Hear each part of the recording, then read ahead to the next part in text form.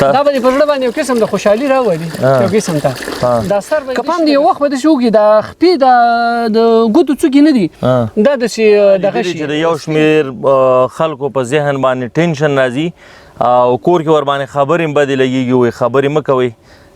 زه ټینشن کې ما زیاتره خلکو ته خوب نه ورځي او د دې دپاره د خوب ګولۍ خوري او قسم قسم درمل استعمالوي احمدي صاحب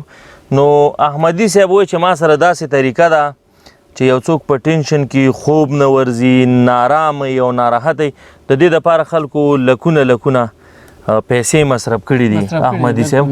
او ته وایې چې زه ورته دا طریقه همدغسې په ذمهوارۍ باندې ورته وښیم چې کار یې ونه کړي طریقه یو ډېره اسانه طریقه ده یعنې بغیر د پیسو نه که نه هر سړی کولی شي کور کې ماشوم ته غټ ته ټولو ته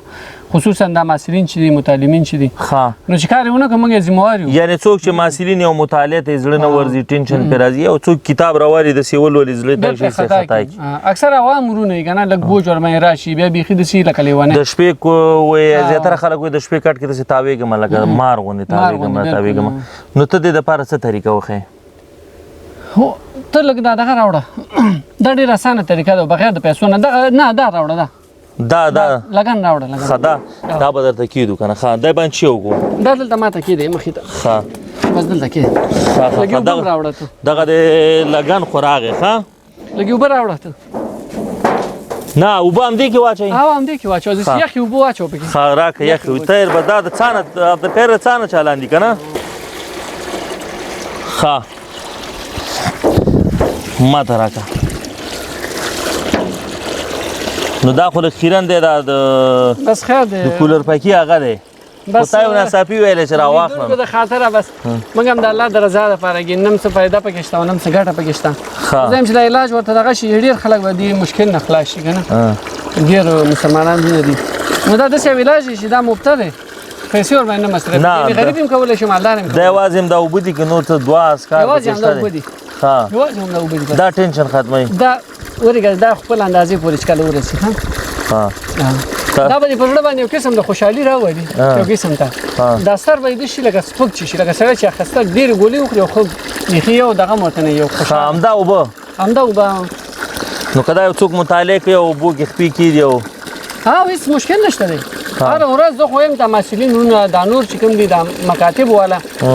نو دو ټولو چې کله مطالعه کوي داسې سیستم دې ځان ته برابروي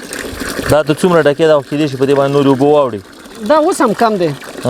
داسې یو غټ لوښی زه دا به بس دي که نه نو زه خیر ده چې توی شو به دا ځمکه د لمده دي شي زه دا لږ کم دی که نه یو غټ لوښی به هغه کې چې دې ځینو پورې دا خپې ورکې دغه شي د نیمۍ زنګونه پورې دغه ځي پورې که نه چې دې ځي پورې ورکې دا خپې پټې شي اوبو کې بس دا لرې که دا پیپ لرې که پیپ لرې که ښه ته دا ونیسه اوس څه کول پکار دي طریقه وښیه نور هم دې کې به کښېني داسې تقریبا یو 15 منټه به دلته کښېني یعنې خپې باید تر دې ځي پورې دې ځي پورې باید چې خپې ورکې پټې شي اوبو کې بیا به یو 15 منټه کښېني بس همداسې 15 منټه یا 10 منټه به ناست دي که پام دی یو وخت به داسې وکړي دا خپې د ګوتو څوکې نه دي دا داسې دغه شي سپینې شي دومره اندازه کې به شي هغه پیپ راوړو پیپ راوړئ ګوره زما د خپو اوس داسې یو قسم ته دغه شروع کړو دا اوس د خپو ته بالکل ماته معلومات کېږي که نه څه شی شروع کړو داسې یو شنګاری غوندې شروع کړو د دې کوم ګرمۍ چې هغه د وجود باندې وځي به زه دا پیپ پکې همداسې ایښی که ستا خوښوي نه پیپ نه دا 15 منټه وروسته کار ځکه خو اوبه ډېرې نه وي که نه 15 منټه وروسته چې ته وګورې نو دا اوبه به یو قسم ته دغه شي دا ګرمې به شي داسې لږ ګرموالی پیدا کړي ستا د وجود ګرموالی د اوبو ته ننوځي چې ننوځي 15 منټه وروسته به بیا د اوبه تازه کړي ورته یعنې که دا چې کله په دې کې ته خپې کړي 15 منټه وځي اوبو ګرموالی پیدا کړه بیا به دا اوبه توی کړي اوبه به توی کړي تازه اوبو نه به بیا ډک کړي بیا به ناست یو 15 منټه 15 منټه یا 10 منټه هغه چې دغه شاخې اوبه بیا ګرموالی پیدا کړي هغه اوبه بیا توی کړه بیا ډک کړه به درېیم وار چې دا کار وکړو بس روغ جوړ به انشاءالله یعنې 3 ځلې چې ستا په خپو باندې اوبه لګي را ګرمې داسې ګرمې نه چې د تپونه دي خو یو ګرمه خپې ورسره عادي شي خو خپې به دې ځي پورې پټوي ځکه دا اوس موږ هم دغه کوو او که دغسې پیپ وي نو داس بیا به اوبو مصرف ډېر زیات شي که نه د ډېر سله مصرف نه منې کړې ده که دې ځي پورې خپې پټې کړې هم صحیح ده خو دې زنګنونه بره نه لاندې دې زنګنونه لاندې دې ځي پورې شو دې ځي پورې شو بس دومره اندازه کې به دا طریقه څومره وخت کې باید داخله کوي دا چې کله د په زړه باندې بوج راته په ذهن باندې ټینشن راته دا کار دی ښه نو یو څوک